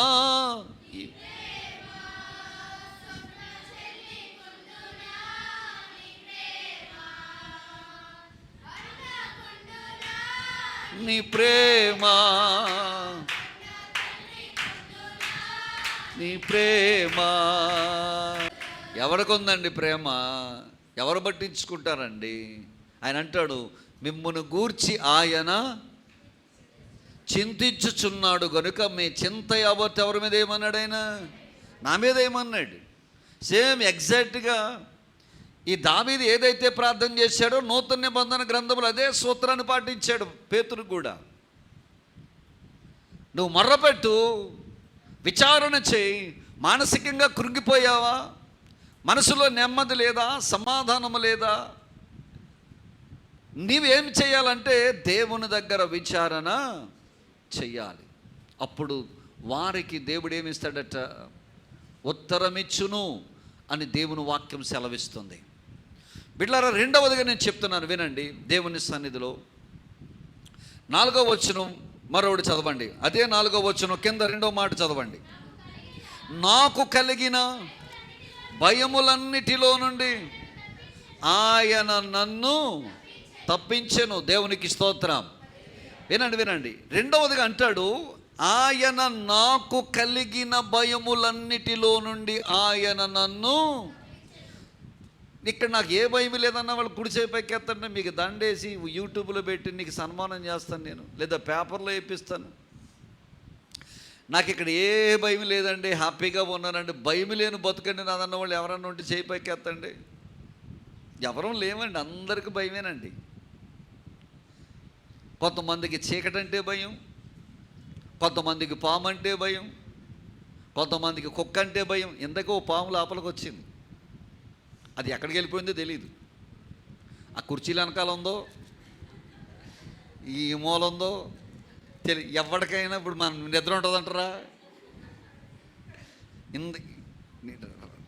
ఇప్పుడే 2 పాములు లోపలికి వచ్చాయమ్మా, లోపల తిరుగుతున్నాయమ్మా అంటే ఎవడన్నా నిద్రపోతాడా? వాక్యం అయిపోయేంత వరకు నిద్రపడితే ఒట్టు. ఈసారి నేను ఇలాగే చెప్పాలో, లేకపోతే 2 పాములన్నా తెచ్చి ఇక్కడ పెట్టాలి. అంటే దేవుడు అంటే భయం లేదు కానీ ఏమంటే భయం మనకి? కొంతమందికి పాములంటే భయం, కొంతమందికి కుక్కలంటే భయం, కొంతమందికి చీకటి అంటే భయం, కొంతమందికి గతించిపోయిన గతకాలం అంటే భయం, గతంలో నీకు జరిగిన నీ జీవితాన్ని బట్టి నీకు భయం, కొంతమందికి వర్తమాన కాలంలో మన బతుకును బట్టి భయం, కొంతమందికి రాబోయే కాలంలో ఏం జరుగుతుందో తెలియదు, అదో భయం. ప్రతి దానికి భయమేనండి. భయం లేని మనుషుడు అంటూ ఎవడూ ఉండడండి. ఇక్కడ అంటాడు, నీకు కలిగిన అన్ని భయములో నుండి నా దేవుడు నిన్ను విడిపిస్తున్నాను అంటున్నాడు. అన్ని భయాలే. కొంచెం నొప్పి ఎక్కడన్నా వచ్చింది అనుకోండి, అది గ్యాస్ నొప్పి అనుకోండి, మనకు వచ్చే భయం ఏంటి చెప్పండి? ఖచ్చితంగా నాకేమొచ్చిందంట, గుండె నొప్పి వచ్చేసిందంట, అదొక భయం. మనిషి దేనికి భయపడతాడంటే రెండు భయపడతాడండి. అదే భయానికి భయపడతాడు, 2 మరణానికి భయపడతాడు. ఈ 2 ఎవడ మాట వినవు, ఒక యేసయ్య మాట తప్ప. మళ్ళా చెప్తున్నాను, భయం కానీ మరణం కానీ ప్రపంచంలో ఎవడ మాట వినవు. మోడీ మాట వినవు, ట్రంప్ మాట వినవు, ప్రపంచాన్ని ఏలుతున్న చక్రవర్తుల మాట ఎవడి మాట వినవు. ఈ 2 ఎవడ మాట వినవు. భయానికే భయాన్ని పుట్టించగలిగిన వాడు నా యేసయ్య, మరణాన్ని జయించిన వాడు నా యేసయ్య, సమాధిని చీల్చిన వాడు నా యేసయ్య, బండను చీల్చిన వాడు నా యేసయ్య, మరణపు ముళ్ళును విడిచిన వాడు నా యేసయ్య. ఒకే ఒక పీస్ ఉంది ఈ ప్రపంచములో, విశ్వములో అయినే నా ప్రభు అయిన యేసుక్రీస్తు వారు. నీవు నేను ఆరాధన చేస్తున్న ఆరాధ్య దైవమైన మన యేసయ్య. అందుకే ఆయన్ను మనం ఆరాధన చేస్తున్నాం. That is the one peculiar thing to worship him as our living God. ఆయన ఆరాధించడానికి ఇదొక మూల సూత్రం. దేవుని బిడ్డలారా, భయము లేనివాడే భయము నుంచి తప్పించగలడు. దేవునికి స్తోత్రం కలుగును గాక. అదే ఇంట్లో తిరుగుతావు ఎప్పుడు దాకా? సాయంత్రం రాత్రి 10 గంటల దాకా. ఒక్కసారి లైట్లు ఆరిపిన తర్వాత మళ్ళీ అదే ఇంట్లో నుంచి బెడ్రూమ్లోంచి వాష్రూమ్లోకి వెళ్ళాలంటే ఎవడో ఒకడు తోడు ఉండాలి. ఈ లోపల నీ కర్మగాలిపోయి కిటికీ తెరిచుండి కిటికీ ఊగిందనుకో. ఇప్పుడంటే అటాచ్డ్ బాత్రూమ్స్ ఉన్నాయి. మా చిన్నప్పుడు అటాచ్డ్ బాత్రూమ్స్ గట్రా ఏమి ఉండేవి కాదు. చిన్నప్పుడు జరిగిన సంగతి ఏంటేమో, ఇల్లు ఎక్కడ ఉంటే బాత్రూమ్ కొంచెం దూరంలో కట్టేవారు. ఇక్కడి నుంచి అక్కడికి వెళ్ళాలంటే చాలామంది ఉదయం కోడి కూసేంత వరకు కూడా లేచేవారు కాదు. భయం ఎందుకు? రాత్రి సమయాలు నడిచి వెళ్ళిపోతున్నప్పుడు ఒక తాడు రోడ్డుకి అడ్డంగా చీకట్లో కనపడిందంటే ఏమని భయపడతా? ఇంకా అద్భుతమైన విషయం చెప్పమంటారా? 2 నిమ్మకాయలు, 2 మిరపకాయలు, కాతర 2 బొగ్గులు, 4 ఆ బొగ్గుల్లో కలిపిన బియ్యం రోడ్డుకి అడ్డంగా కనపడితే దానికి వెళ్తావా, ఇలా తిరిగి వెళ్ళిపోతావా? దేనికి భయపడతాం మనం? బొగ్గులకు భయపడతావు, నిమ్మకాయలకు భయపడతావు, ఎండు మిరపకాయలు భయపడతావు, 4 బియ్యాలు పడతావు. బియ్యం అంటే బొగ్గులో కలిపితేనేమో క్షుద్రశక్తులకు సంబంధించింది, అదే బియ్యం పసుపులో కలిపితే అక్షంతలకు సంబంధించింది, అదే బియ్యం నీళ్ళు పెడితే అన్నం ఉడుకు తినేయచ్చు. మనుషులు చెప్పే మాటలను బట్టి భయపడతాం. దావీదంటాడు, అయ్యా నాకు కలిగే భయములన్నిటిలో నుండి నువ్వు ఒక్కడవే విడిపిస్తావయ్యా అంటున్నాడు. భవిష్యత్తు గురించి భయం, ఏమైపోద్దో నా బతుకు, ఎలాగైపోద్దో నా బతుకు. తల్లిదండ్రులు కూడా పిల్లల భవిష్యత్తు కోసమే, అయ్యా నా బతుకు ఏమైపోద్దు, నా పిల్ల బతుకు ఏమైపోదు, మా బతుకులకు అన్యాయం అయిపోవాలా ఏటి ప్రభువా అని అంటున్నావు. ఒక మాట చెప్తున్నాను, నువ్వు నిజంగా దీనత్వం కలిగి ఉంటే, యెహోవా యందు భయభక్తులు కలిగి ఉంటే, నువ్వు నీతిగా బతికితే కనుక నీకు ఎన్ని రకాలైన భయాలు కలిగిన ఈ ప్రపంచంలో భయాలన్నీ కలిపి నీ మీదకి వచ్చినా ఏ భయము నిన్ను ఏమి చేయదు. ఎందుకంటే నీకు తోడుగా నా ప్రభువు ఉన్నాడు. ఆయనే నా ఆశ్రయము, నా కొండ, నా కోట, నేను నమ్ముకొను నా దేవుడని నేను యెహోవాను గూర్చి పాడేదును అంటాడు. దేనికి భయం? యేసయ్య లేని వారు భయపడతారు, యేసయ్య ఉన్నవారు చక్కగా ఉంటారు. దేవునికి స్తోత్రం కలుగునుగాక. హల్లెలూయా. భయములన్నిటిలో నుండి దేవుడు మనల్ని నడిపిస్తాడు. ఇంకా బోలని వచనాలు ఉన్న తిండి. 56వ కీర్తన 3వ వచనం చదవండి. 56వ కీర్తన 3వ వచనం చదవండి. నాకు భయము సంభవించు దినమున నేను నిన్ను ఆశ్రయించుచున్నాను, దేవునిని బట్టి నేను ఆయన వాక్యమును కీర్తించెదను. యెషయా గ్రంథము 41వ అధ్యాయం 10వ వచనం తీయండి. యెషయా గ్రంథము 41వ అధ్యాయం 10వ వచనం. భూదిగంతముల నుండి నేను పట్టుకొని ఆ కొనల నుండి పిలుచుకొనిన వాడా, నీవు నా దాసుడవనియు నేను నిన్ను ఉపేక్షింపగా ఏర్పరచుకొంటిననియు నేను నీతో చెప్పి ఉన్నాను, నీకు తోడై ఉన్నాను. చెప్తున్నాడు అన్నమాట, భయపడకము, నేను నీకు దేవుడై ఉన్నాను. దేవునికి స్తోత్రం కలుగునుగాక. హల్లెలూయా. 27వ కీర్తన 1వ వాక్యం. యెహోవా నాకు వెలుగును రక్షణనై ఉన్నాడు. నేను అసలు ఎవడికి భయపడాలంటున్నాడు. ఇది నేను యెహోవా నాకు వెలుగును రక్షణనై ఉన్నాడు. నేను ఎవడికి వెలుగు దేనికి వెలుగు దేన్ని పారదోలుతుంది? చీకటిని పారదోలుతుంది. రక్షణ దేన్ని పారదోలుతుంది? మరణాన్ని పారదోలుతుంది. వెలుగును రక్షణను నా ప్రభువై ఉన్నప్పుడు నేను ఎవడికి భయపడాలంటాడు కీర్తనాకారుడు. భయపడక, చచ్చిపోతానే భయం ఉందేమో, భయపడక. చెయ్యి వల్ల భయపడుతున్నావేమో, కాలు వల్ల భయపడుతున్నావేమో, ఊపిరితిత్తు వల్ల భయపడుతున్నావేమో. నీవు భయభక్తులు కలిగి నీతిగా బతికితే నువ్వు ఎవ్వడికి భయపడవలసిన పని లేదు. మోసం చేసావా, వేషధరణ వేసావా, ఇవన్నీ మనకు వస్తాయి. భయము నిన్ను వెంటాడుతుంది. దేవుడు నీకు సహాయము చేయడు. కీర్తనాకారుడు అంటాడు, ఇదిగో ఆయన నాకు కలిగిన భయములన్నిటిలో నుండి ఆయన నన్ను. 55వ కీర్తన 22వ వాక్యం చదవండి.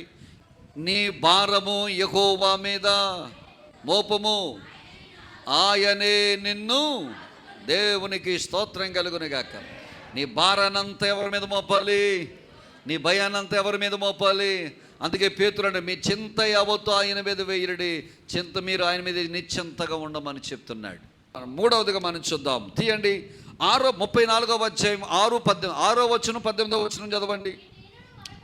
ఈ దీనుడు మొర్ర పెట్టగా యెహోవా ఆలకించును, శ్రమలన్నిటిలో నుండి అతనిని రక్షించెను. 18వ వచనం చదవండి. విరిగి నలిగిన హృదయము గలవారికి యెహోవా ఆసన్నుడు, నలిగిన మనస్సు గలవారిని ఆయన రక్షించును.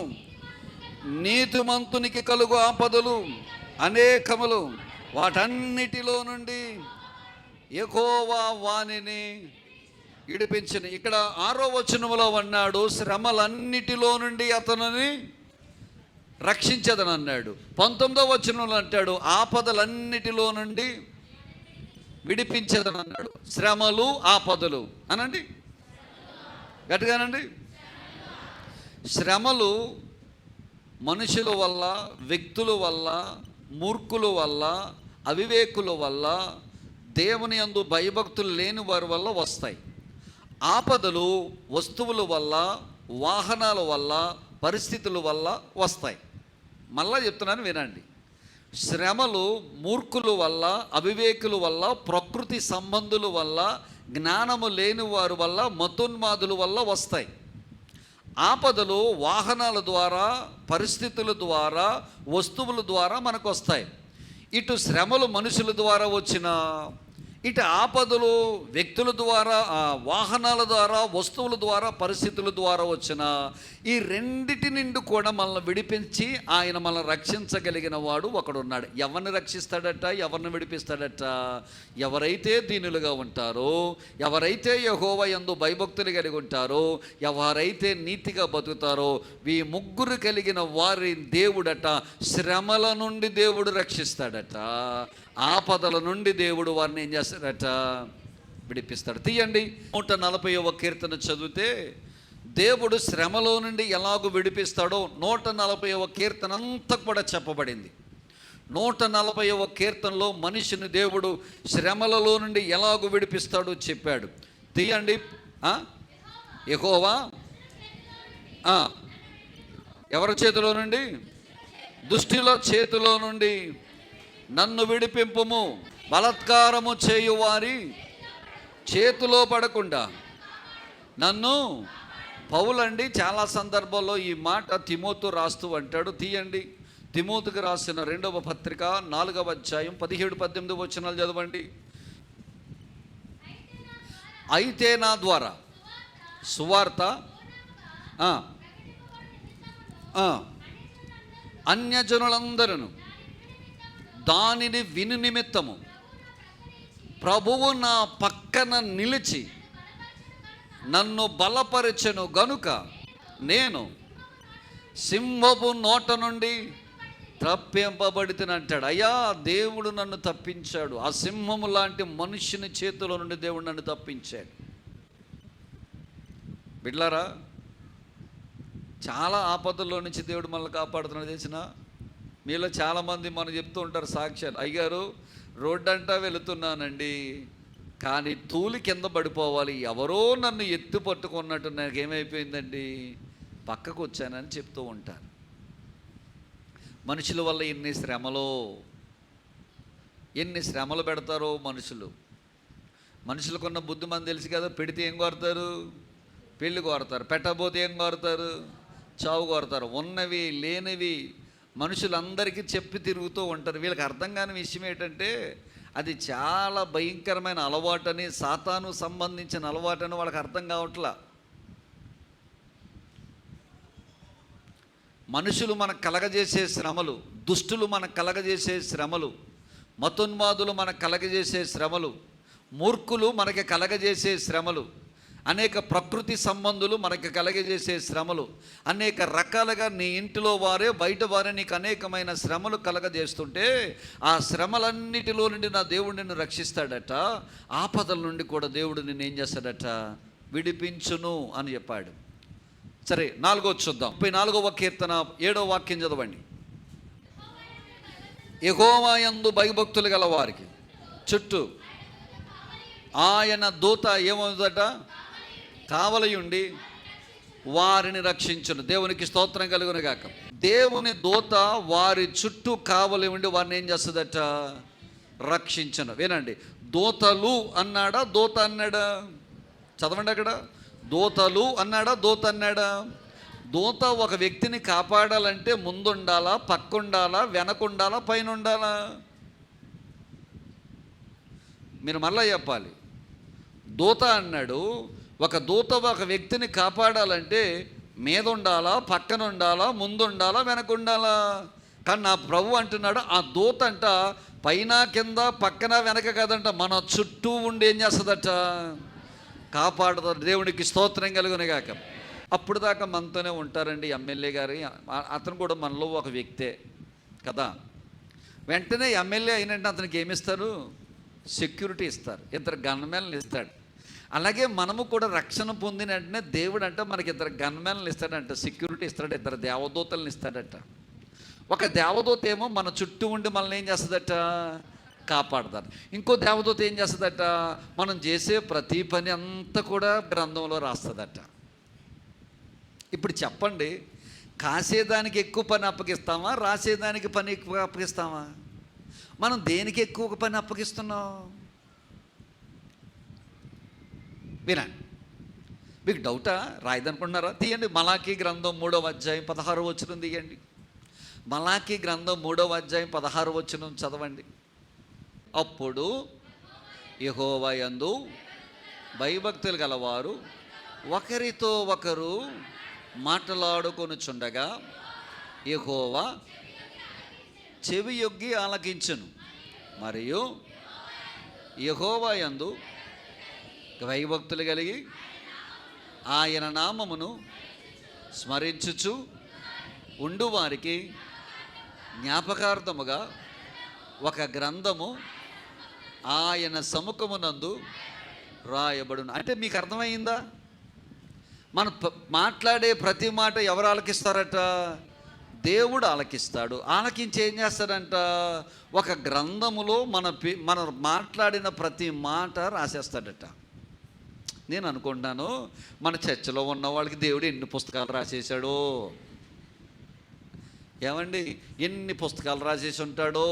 అందులోనే నీ పుస్తకానికి ఎన్ని పేజీలు అయిపోయినాయో, నా పుస్తకానికి ఎన్ని పేజీలు అయిపోయినాయో. వినండి బిడ్డలారా, ఈ పుస్తకాలన్నీ అటండి, దేవుడు అటండి. ప్రకటన గ్రంథము 20వ అధ్యాయము 12వ వచనం తీయండి. ప్రకటన గ్రంథము అందరూ మరియు గొప్పవారినేమి కొద్దివారేమి మృతులైన వారందరూ ఆ సింహాసనము ఎదుట నిలవబడి ఉండుట చూచి తిని, అప్పుడు గ్రంథములు ఇప్పబడెను, మరియు జీవగ్రంథమందు ఏరొక గ్రంథం, అంటే నీ కొరకు నా కొరకు రాయబడిన గ్రంథాన్ని కూడా దేవుడు ఇప్పుతాడట. జీవగ్రంథం ఉంది, జీవగ్రంథములో నువ్వు రక్షించబడ్డావు కాబట్టి జీవగ్రంథంలో నీ పేరు దేవుడు రాశాడు. రాసిన తర్వాత వేరొక గ్రంథం ఉంది కదా, ఆ గ్రంథాన్ని కూడా దేవుడు ఇప్పుతాడట. గ్రంథం ఇప్పిన తర్వాత ప్రతి ఒక్కొక్కరికి ఒక గ్రంథం ఉంది. ఒక్కొక్క గ్రంథంలో దేవుడు నువ్వు పలికిన, నువ్వు మాట్లాడుకున్న, ఇద్దరు కూర్చుని మీరు మాట్లాడుకున్న ప్రతి మాటను దేవుడు అందులో రాస్తాడట. నేను మాట్లాడలేదండి అని నా దగ్గర అబద్ధం ఆడవచ్చు, నన్ను బొక్కాయించేయచ్చు, లేదా పక్కలతో బొక్కాయించేయచ్చు. కానీ దేవుడు అట్టండి, నువ్వు మాట్లాడిన ప్రతి మాటను ఆ గ్రంథంలో రాస్తాడంట. అందుకనే ఇద్దరు విశ్వాసులు కలిసినప్పుడు దేవుని గురించి మాట్లాడుకోవాలి, విశ్వాసం గురించి మాట్లాడుకోవాలి. ఇద్దరు విశ్వాసులు కలిసినప్పుడు ఎదుటి మూడో వ్యక్తి కోసం నువ్వు మాట్లాడితే కనుక నువ్వు పాపం చేసినట్టు, అప్పుడు దేవుడు నీ గురించి రాస్తాడు. నీవైనా నేనైనా మనందరికీ ఒకటే సూత్రం. ఎవరు ఆలకిస్తారనుకుంటున్నావు? దేవుడు ఆలకిస్తాడట. ఆలకించి ఏం చేస్తాడో చెప్పడం, నువ్వు మాట్లాడే ప్రతి చెడ్డ మాటను దేవుడు బైబిల్ గ్రంథంలో లిఖిస్తాడట. అంటే ఆ గ్రంథంలో లిఖిస్తాడట. ఎప్పుడు తెరుస్తాడు అనుకున్నావు? నీకు తీర్పు తీర్చే సమయంలో ఆ గ్రంథాన్ని తెరిచి నువ్వు మాట్లాడిన ప్రతి మాటను దేవుడు చూపిస్తాడట. ఎందుకయ్యా లేనిపోని మాటలు, నీకు కాని మాటలు, నీకు ఉపయోగం లేని మాటలు, నీ భార్యకు, నీ పిల్లలకు, నీ భర్తకు ఉపయోగం లేని మాటలు ఎందుకు ఎదుటివారి గురించి నిన్ను నీవు తీర్పులోనికి తెచ్చుకుంటావు? ఎందుకమ్మా ఎదుటివారి గురించి నిన్ను నువ్వు తీర్పులోనికి తెచ్చుకుంటావు? దేవదూతలు దేవుడు ఎందుకు ఇచ్చాడో చెప్పమంటావా? నువ్వు పలికే ప్రతి మాట పనికిమాలిన పాట ఆ దేవదూతలు రాస్తారట. ఇంకొక దేవదూత ఉంది, ఆ దేవదూత మనము ప్రమాదములో చిక్కకుండా. మీలో చాలామంది సాక్ష్యం ఇస్తారు, అయ్యా చచ్చిపోతాను అనుకున్నాను, అయ్యా మంచం మీద పడుకున్నానయ్యా, ఎవరో వచ్చి నన్ను తట్టి లేపినట్టు అనిపించిందయ్యా, నేను లేచానయ్యా. అదే నీ కొరకు బతకాలని చెప్పి దేవుడు నియమించిన దేవదూతే నిన్ను లేవనెత్తింది. దేవుని బిడ్డలారా, 91వ కీర్తన 11వ వాక్యములు అంటాడు కదా, ఇదిగో నీ పాదములకు రాయి తగలకుండా. ఆ దేవదూతలు ఏం చేస్తాయంటే మనల్ని తమ చేతులతో ఎత్తు పట్టుకున్నని చెప్పబడింది. ఒక దేవదూతకు మనం పని చెప్పాలి, ఒక దేవదూతని ఖాళీగా ఉంచాలి. నిన్ను కాపాడే దేవదూత కోసం నువ్వు పని పెట్టాలి. నీ కోసం రాసే దేవదూత అస్సలు పుస్తకము తెరవకుండా మనం దాన్ని అలాగే ఉంచాలి. ఎందుకు మాట్లాడుకుంటున్నావు? నీవు ఎందుకు నీ బిడ్డల మీదకి నీ మీదకి శాపం తెచ్చుకుంటున్నావు? ఎదుటివారి గురించి ఎందుకు మాట్లాడుకుంటున్నావు? నువ్వు మంచోడివే కదా, నువ్వు మంచిదానివే కదా. పక్కవారి గురించి మాట్లాడుకోవడం వల్ల నీకేమైనా డబ్బులు కలిసి వస్తాయా? ఏమైనా ఆనందం కలిసి వస్తుందా? ఏదైనా రూపాయలు కలిసి వస్తాయా? ఇవేమీ రావు కదా. శాపాన్ని నీకు నువ్వుగానే గ్రంథంలో మూట కట్టుకుంటున్నావు. బిడ్డ, నేను మంచి మాట చెప్తున్నాను, సేవకుడిగా మాట చెప్తున్నాను. దేవుని యందు నువ్వు భయభక్తులు కలిగి ఉంటే, దేవుళ్ళో నువ్వు మంచిగా జీవిస్తే కనుక ఎదటోళ్ళ గురించి మనం మాట్లాడకండి, టైం ఇవ్వకండి. దయచేసి నేను మరలా చెప్తున్నాను, కావాలని చెప్పి ఎల్లు కూర్చుని ఇంకొకరి గురించి మాట్లాడావా, నీవు మాట్లాడిన మాటలన్నీ కూడా గ్రంథంలో దేవుడు రాసేస్తాడు. నువ్వు పని చూసుకో. మంచి కుటుంబాన్ని ఇచ్చాడు. నువ్వు మాట్లాడే ప్రతి మాట మన కుటుంబానికి శాపంగా మారిపోతాయి. చూడండి, చాలామంది మాటలు మాట్లాడతారు. ఈ సొంత కడుపును పుట్టిన పిల్లల్ని నువ్వు నాశనం అయిపోవా, నువ్వు చచ్చిపోవా, నీ బతుకెందుకు పనికిరాదురా, నువ్వు అలాంటోడు ఎలాంటోడు అని పిల్లలు చాలామంది మనం కాలనీలో తిట్టడం చూస్తాం. ఆ తల్లి మాట్లాడిన మాట ఆ పిల్లలకి శాపంగా మారి మరణంగా మారిపోద్ది. నువ్వు దేనికి పనికిరావురా, బతకడం ఎందుకురా, చావరా, బతికేమల్ని ఉద్ధరిస్తావరా, చచ్చిపోరా, ఈ బతుకెందుకురని చెప్పి తిట్టావే, నీ తిట్లే తదాస్తు అంటాడు పైన. మంచిగా ఉన్న కుటుంబాలను ఎందుకు నాశనం చేసుకుంటున్నారు మీరు? నాకు అర్థం కావట్లా. నీకు చేతనైతే మేలుకరమైన మాటలు మాట్లాడు. మేలు చెప్పడం నీకు చేతగలేదా? నోరు మూసుకున్నంత ఉత్తమం మరొకటి యేసయ్యకి స్తోత్రం. నా కోసం మంచి చెప్పాలనుకుంటే మంచి మాట చెప్పు. నీకు మంచి మాట పాస్టర్ గారి గురించి చెప్పడం చేత కాలేదా? నాకు తెలియదని చెప్పి కాముగా ఉండిపో. అది నీకు మేలు. నీ పుస్తకం ఖాళీగా ఉంటుంది. రేపొద్దున మనం చనిపోయిన తర్వాత మనల్ని తీసుకెళ్ళేది కూడా దేవదూతలే తీసుకుపోతాయి. నాకెవ్వరు లేరండి అంటారు చాలామంది. అయ్యా, నేను ఒంటరిదానండి, నాకెవ్వరూ రేలండి. చెప్తాను విను, నువ్వు ఒంటరిదానివి కాదు. నువ్వు రక్షించబడిన తర్వాత నీలోకి పరిశుద్ధాత్మ దేవుడిని ఇచ్చాడు. నిన్ను కాపాడడానికి ఒక దేవతని ఇచ్చాడు, నువ్వు చేసే పనులు రాయడానికి మరొక దేవతని ఇచ్చాడు. నా ప్రభు అన్నాడు, సదాకాలము నేను నీకు తోడుగా ఉంటానన్నాడు. ఇంకొక అద్భుతమైన మాట, నువ్వు చనిపోతే నేను మోసుకుపోవడానికి 2 దేవదూతలను కూడా ఇచ్చాడు. నువ్వు ఒంటరిదాన్ని ఎలాగయ్యావు? బతుకొండగా పరిశుద్ధాత్మని ఇచ్చాడు, కాపాడడానికి ఒక దేవతని ఇచ్చాడు, నువ్వు చేసే ప్రతి పని రాయడానికి ఒక దేవదూతని ఇచ్చాడు. నీవు బతుకుండగా నీతో సదాకాలం ఉంటానని చెప్పి నా యేసు ప్రభు వారి నీతో తోడుగా ఉంటానని చెప్పాడు. చనిపోయిన తర్వాత నిన్ను పరలోకాన్ని తీసుకెళ్ళడానికి 2 దేవదూతలను ఇచ్చాడు. మనం ఒంటరి వాళ్ళము కాదు, మనకు దేవుడు తోడుగా చాలామందిని ఇచ్చాడు. ఆయనే సదాకాలం మనతో ఉంటానని చెప్పాడు. దేవుని బిడ్డలారా, దేవునికి స్తోత్రం. హల్లెలూయా. ఎవరిని ఇస్తాడట దేవుడు మనకి? దేవదూతలను దేవుడు తోడుగా ఉంచుతాడట. దేవునికి స్తోత్రం కలుగునుగాక. ఇక ఆఖరిగా చెప్పి నేను ముగిస్తాను. 4వ కీర్తన 9-10 వచనాలు. యెహోవా భక్తులారా, ఆయన యందు భయభక్తులు ఉంచు వారికి ఏమీ కొదవలేదు. సింహపు పిల్లలు లేమి గలవై ఆకలి కలిగి యెహోవాను ఆశ్రయించు వారికి ఏ మేలును. 5వది, మేలు దాచి ఉంచే దేవుడు. చూడండి, ఈయనట మన బిడ్డల కొరకు, నీతిమంతుల కొరకు, యెహోవా యందు భయభక్తులు గల వారి కొరకు ఆయన మేలు దాచి ఉంచుతాడు. 31వ కీర్తన తీయండి, 19వ వచనం తీయండి. 30 యందు భయభక్తులు గలవారి నిమిత్తము నీవు దాచి ఉంచిన మేలు ఎంతో గొప్పది అనండి. నీవు దాచి ఉంచిన మేలు ఎంతో గొప్పది. దేవునికి స్తోత్రం.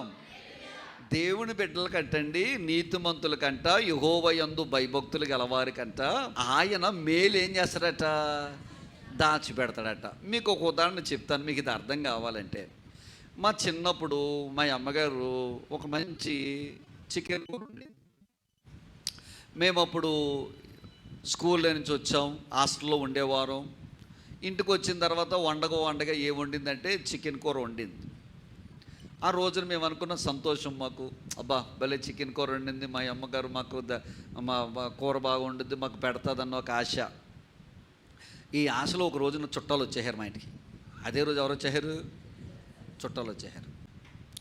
నేను అనుకున్నాను ఇంకా మా అమ్మ అడు పెడతానే ఉంది, గీకుతూనే ఉంది. నేను అనుకున్నాను మొత్తం పెట్టేసేటి ఇంకా అది ఏముందిలే అనుకు. నేను అన్నాను ఏం పెడతా పెట్టి ఇంకేముంది పెడతాకన్నాను నేను. నువ్వు రా అంది.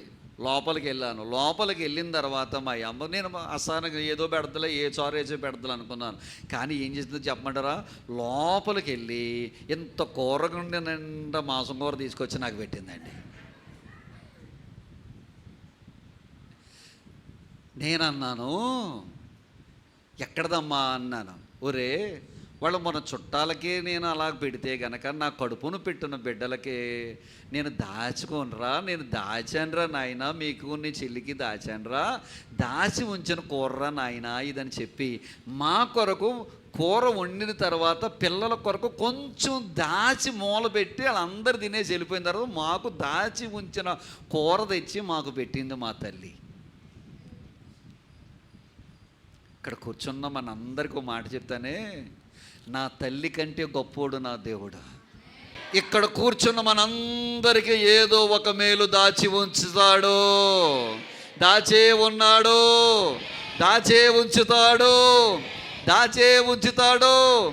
ఈ దాచి ఉంచిన మేలును తగిన సమయములో దేవుడు మనకు అనుగ్రహిస్తాడు. హల్లెలూయా, హల్లెలూయా. ఒక అద్భుతమైన మాట చెప్తాను. మీలో చాలామంది కొన్ని దాస్తారు ఇంట్లో, అవి ఏంటో చెప్తాను వినండి. కంచర సామాన్లు అంటారు, అట్లనే ఎత్తడి సామాన్లు అంటారు. పెళ్ళైన తర్వాత సారీ కింద పట్టుకొచ్చిన ఎత్తడి సామాన్లు, గంగాళం, బకెట్లు, దబరాలు ఇవన్నీ తీసుకొచ్చి ఎక్కడ దాస్తారు మీరు? దాచిన తర్వాత సంవత్సరానికి ఒకసారి ఇటకబెట్టి చింతపండు ఎట్టి తోముతారు. మళ్ళా తీసుకెళ్ళి ఎక్కడ పెడతారు? అట్లని నువ్వన్నా చచ్చిపోవాలి, కానీ అవి మాత్రం అలాగే ఉంటాయి. వాటి వల్ల ఉపయోగము, నా దేవుడు అలాంటోడు కాదు. నా దేవుడు అలాంటోడు కంచర సామాన్లు దాచేటువంటి వాడు కాదు నా దేవుడు. బిడ్డ, నీ కొరకు నా దేవుడు ఒక మంచి మేలు దాచి ఉంచాడు. నమ్మిన వారు రెండు చేతుల పైకి దేశాయి గట్టిగా స్తోత్రం చెప్పండి. హల్లెలూయా, హల్లెలూయా. ఆయన యందు దీనత్వం కలిగి ఉంటే, భయభక్తులు కలిగి ఉంటే, ఆయన యందు నీతిగా బ్రతికితే నీకు నా దేవుడు దాచి ఉంచిన మేలు ఎంతో గొప్పది. దేవునికి స్తోత్రం కలుగునుగాక. ఇశ్రాయేలీలు దాహం అవుతుందంటే వాళ్ళకి బండలో దాచి ఉంచాడు నీళ్లు. ఇశ్రాయేలు దేశమంతా కరువుతో బాధపడుతూ ఉంటే ఏలియా ద్వారా మేఘములో దాచి ఉంచాడు మేలు. ఏలియా ఆకలిని తీర్చడానికి దేవుడు విధవరాల దగ్గర దాచి ఉంచాడు మేలు. 5,000 మంది ఆహారాన్ని, 5,000 మంది ఆకలి తీర్చడానికి దేవుడు ఒక చిన్న పిల్లవాడి దగ్గర దాచి ఉంచాడు మేలు. నీవు నాశనం అయిపోతున్నామని మన జీవాన్ని యేసయ్యలో దాచి ఉంచాడు, మన జీవాన్ని. అదే దేవుడు నీకు జరగబోయే మేలును తగిన సమయములో ఇవ్వడానికి నా దేవుడు నీ కొరకు ఒక మంచి మేలు దాచి ఉంచాడు. బిడ్డ, మరిచిపోకు, నీ కొరకు మంచి మేలు దాచి ఉంచాడు. బాధపడకు, భయపడకు, ఏడవకు, నిరాశపడకు, నిరాశక్త చెందకు. తగిన సమయములో నా దేవుడు నీ కొరకు దాచి ఉంచిన మేలు తీసుకొచ్చి నీ ముందు పెడతాడు. ఏ మానవుడు చేయలేని మేలు నా దేవుడు ఒక్కడే చేస్తాడు. అందుకనే నిత్యము ఆయన కీర్తి నా నోట నుండు, నేనెల్లప్పుడు